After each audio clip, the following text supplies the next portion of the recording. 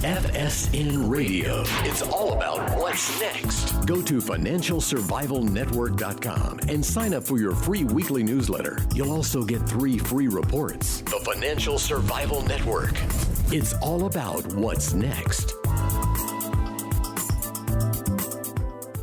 Welcome. You are listening to the Financial Survival Network. I'm Kerry Lutz, and today is April 11th, 2017. Gold, a little bit of a breakout today on, I guess you would say, international geopolitical worries. It's up right around the 1272 mark. Actually, now it's down to 1271. It's up 1590 the ounce, or 1.27%. Silver, 1824 the ounce, up 31 cents. So both of them had pretty good moves today. Will they stick, or will they be eroded quickly? Good question. For which we've got Chris Vermeullen, thegoldanoilguy.com. Chris, welcome back. Hey, thanks for having me on the show, Kerry. Always, Chris, always. So we've seen gold try to break out a number of times, kind of go above that 1260 resistance level, and only to get blown away like the next day and go back into the 1250s or high 1240s. What's your feeling now? Is this the magic moment, or do we have more to wait? Yeah, it's a really good question. There's a lot of things kind of taking place in the market right now that's got stocks selling off and the safe havens like gold, silver, and miners all kind of moving higher. And today is one of those kind of panic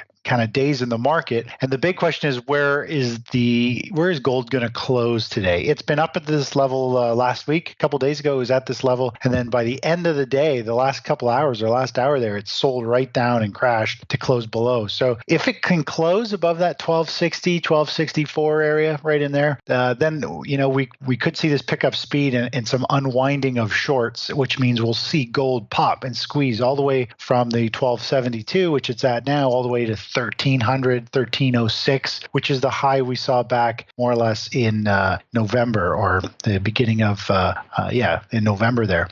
Yeah. So I think there's room for kind of, gold always has this pattern. I call it kind of like the hook. It sells off and then kind of builds a little bit of a base or slowly grinds to the upside, and then it just starts to rally and run. And it's kind of like a short squeeze. All the shorts are getting squeezed out. Everybody piles in, and we see these big up days like today. We could see another big up day for 1 or 2 more days, and we just see it kind of go parabolic, and it'll run right up into resistance. 1300 is not that far away. It's a whole number. It's a previous high, and everyone is chasing prices and fearful of the stock market. So when that's the hook. If you were to look at the chart, that's the kind of the hook that goes up, gets everybody hooked, and then the market just crashes. And you know how gold and silver are. They'll climb, and they'll create some amazing gains. And in 1 or 2 days, you have these massive precious metals, red bars where it just completely drops straight down. There's no time to get out. You blink, the loss has already been taken, or the gain has been given back. So I think that's where we're at. I think we've got a few days of extreme kind of volatility and people reshuffling in panic mode. And then I think we'll see, gold, kind of reverse and consolidate for a while here. Yeah. Well, what's interesting is the 30-day gain on gold. It's up 5.5% just about. But the 1-year change, it's up 1%. Yeah, right. So that tells you the volatility has been kind of gut-wrenching. So if you're playing the paper and you're not doing it right, you're going to get burned. Yeah, for sure. So, and silver is much the same case as gold, right? Yeah, silver's got it kind of took a good wallop the last couple of days. It really kind of sold down hard. It's having a nice recovery today. But I think the same thing will happen. We see this type of pattern in silver over and over again. We saw it back in November, where we see kind of price pop up and then have a quick sharp drop, and then it rallies up to a nominal new high, which I think we can see this week, up to that 1840 or 1850, potentially 1860 area. I think we could see it squeeze up there, and then I think we're going to see it take a haircut along with gold and miners, and I think we'll see a bottom in the equities market. So I think everything is kind of at a pretty critical pivot zone here. It's just the market likes to stretch and really shake out the longs in equities and to get all the shorts out of precious metals. And then once everybody kind of gets squeezed out of their positions, then the market reverses into that favor that everybody just got out of. Well, as somebody said, the market always acts to frustrate the majority of participants. And I'm sure this will be no exception. Yeah, for sure. So looking at the stock market, you think it has a little bit of a pullback now and then goes higher in the future, or are we at a turning point? Yeah, well, in the grand scheme of things, I think there's still more sideways or downward price action in equities. It's trying to digest the recent gains that we saw back in February. And, we've got some cycles that are still working. We're still kind of in a downward cycle. And I think we've got some more headwinds to go. We could see another couple of weeks of choppiness. And ideally, I'd like to see the equities market have 2 or 3 or 4 more big down days and that would create the VIX to have a huge spike. We'd see the NYSE kind of volume ratio. We'd see everybody panic selling and unloading shares. And that would be to me, would be the perfect storm. When the market flushes out and sells down, we see panic selling, we see the VIX spike to a real big standout high. The VIX has had a huge pop in the last, really the last week. It's gone from 10.90 all the way to almost $16 today. So a huge gain. And I think it's got potential to spike all the way up to 20. So there's still another, 30+% move that we could see the VIX spike. And ideally, if the VIX can spike up to 20, that means the stock market has another big sell-off day or two ahead of us this week potentially. And that, of course, means people are afraid. And when they're afraid, they put their money into safe places, which is bonds and precious metals and miners. And that's what we're seeing. We're seeing this kind of extreme fear, and everybody's just running for the safe places. And that's why we're seeing all the money kind of flow out of stocks and into the safe havens. And the VIX is a sign. When the VIX is high, it's time to buy, and equities, that is. And when the VIX is high, usually it also means money is flowing into gold because it's fearful. And the thing is, the VIX always falls back down. And that means we're going to see the market reverse, I think, in the near future. But there could be some more pain for equities, and there could be some more gains for precious metals in the next few days. Interesting. So, and then bonds, you thinking they're going to spike, obviously, because we're heading for the safe haven trade here due to the geopolitical tensions or whatever? Yeah, bonds are building a really nice bottoming formation. We kind of saw a significant low back in December. We had another significant low here in March. And the bonds have recovered right back up to kind of the recent highs. It looks like a giant, when you zoom way out, it looks like almost like a giant W formation or a stage 1 basing formation. So, money is slowly accumulating, and bonds are building from what looks to be a very large base. And I think this will continue to digest for a while. I think we're kind of in the mid stages. I think we're still several months away from bonds really breaking out and potentially starting a big rally. I'm kind of expecting the equities market to become soft in the second half of the year. And once equities start to kind of break down and underperform, money will start flowing into these safe havens like bonds. And of course, I also think it's when precious metals will start to pick up speed in the second half of the year. So right now, gold and bonds, they're consolidating, they're building a base, they're getting their footing, and I don't think we see them really start to perform till, the second half of this year. But they look very bullish long term, both gold and bonds. It's just a matter of working through this consolidation phase because bonds are out of favor, completely out of favor, and that's a good sign. And because eventually they will come into favor, and I think have significant gains to the upside. Interesting. So gold and bonds going up at the same time, unusual kind of, probably the dollar. What's the dollar going to be doing? Yeah, well, the dollar's been under pressure. It had a nice strong rally in the last few weeks here. And of course, it's come right up into resistance. It's come up to a kind of a resistance trend line as well. And, the dollar overall, I think it's going to either trade sideways here or continue to pull back. So it's going to help precious metals a little bit here.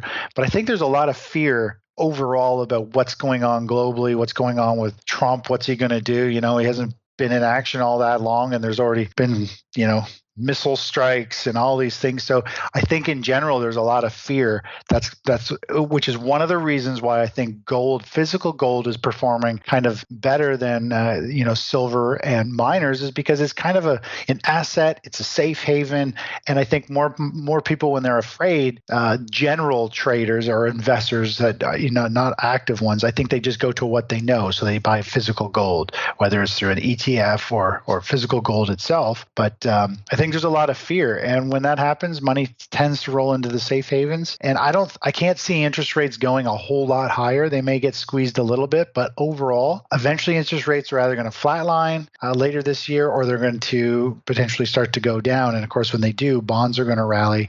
And I think we could see bonds and gold hold up fairly well together. Interesting.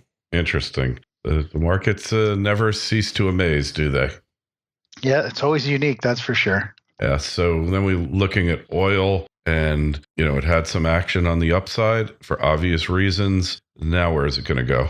Yeah, crude oil had that big sell-off earlier this year and kind of consolidated for about a month, and then it broke out to the upside above that 49 level. And of course, it's had a strong run right up to 53, which is pretty much dead center of resistance zone. And now it's kind of hit that wall. And I think it's going to take some time for crude oil to digest this recent move. It's had a huge move up, and it's into major resistance. If you go back to the weekly chart or the monthly chart, crude oil to me looks extremely bullish. Right now, though, the way it's had this strong run into a significant resistance zone, I think crude oil is going to trade sideways and chop around here for a while. And the question is it going to form more of a topping phase, or is it going to create a new launch pad and digest this move before it takes the next run to the $60, $61 per barrel mark? And I think that'll take a few weeks to unfold, if not longer. But the grand scheme of things, crude oil looks very bullish long-term at this point. And, it just had a nice run. And right now it needs a breather. Yeah, it's fascinating. It's really fascinating because the sentiment is for continued overproduction and continued downward pressure on prices. And yet the technical chart is telling a completely different story. Yeah, and that's how kind of news and fundamentals tend to work, right? The news always usually gets everyone on the wrong side, and it's always darkest before dawn. So when nobody wants it and it's kind of being given away, and there's nothing but bad news, usually news has been factored into the price already, and it's already looking ahead to what's going to happen next. So after a totally crappy market condition and nobody wants it, there's only one way to go from there. And I can't really see it getting a whole lot worse for crude oil. So I think the upside is really good from this point. Yeah, I think it's looking pretty good, and I think that that invariably the news will be proven wrong. So yeah, for sure. Because the headlines are increasing output from the Permian Basin and shale oil in the U.S. and inability of OPEC to control output, and invariably that will prove wrong. Yeah. And, if you take a look at the XLE, like the energy sector ETF, it's been showing signs that we've put in a significant bottom a few weeks ago. And it's starting to outperform. It's on the verge of having a big breakout and run. And typically the energy stocks will lead a move in crude oil. And of course, crude oil has actually kind of led the move till now, but we're just starting to see energy stocks starting to break out, and they've had a lot of good relative strength. And I think that's a sign that there's more upside potential, or I think it also means that crude oil will hold up here as opposed to just reverse and fall back down. So the signs, the leading indicators here for crude oil are saying that crude oil is probably going to continue to trade, just grind its way slightly higher, trade sideways, at worst, and then eventually it's going to break out and have a run to the 60-61 area, which is a significant high that we saw. When was that? That was back in. Let's just see where that was. That was way back there. That was back in May 2015. So it's a pretty significant level. And from where we are at $53 per barrel, that's a big percent gain. And I don't think a lot of people are expecting that. So no, the market's going to be caught blindsided as usual. Sure of that. Seen it too many times at this point in life to I just recognize it. It's a sucker play. Everybody's expectations, crude oil's going down, and invariably it will go up. So where do you put your money, Chris, if you're like looking at the market now? Yeah, what's got me most excited, to be honest, at this point is the VIX, doing a play on the VIX. I really hope we see equities take one more big nosedive, or this week, I'd love to see a couple big down days. I'd like to see the VIX go from 16, which it's at today, see it jump up to 20. There's some interesting ways to play it where you can short a leveraged VTX, like the UVXY. And the VIX, fear is short-lived. It's intense. It's powerful, but it's very short-lived. Just when somebody jumps out and scares you and your heart skips a beat, it hurts, and it's like a shock to the system. But then, boom, you fade away and you're all good, moments later. And that's how the VIX works. It's that initial spook, that scare. And the VIX will pretty much will always fade back down. So when it spikes really high, you short it and you hold on to it, and it will continue to drop. And of course, there's huge. You can have a 50% drop in the VIX, no problem, over a week or two period. And you just have to hold it long enough for it to actually get back down to those levels.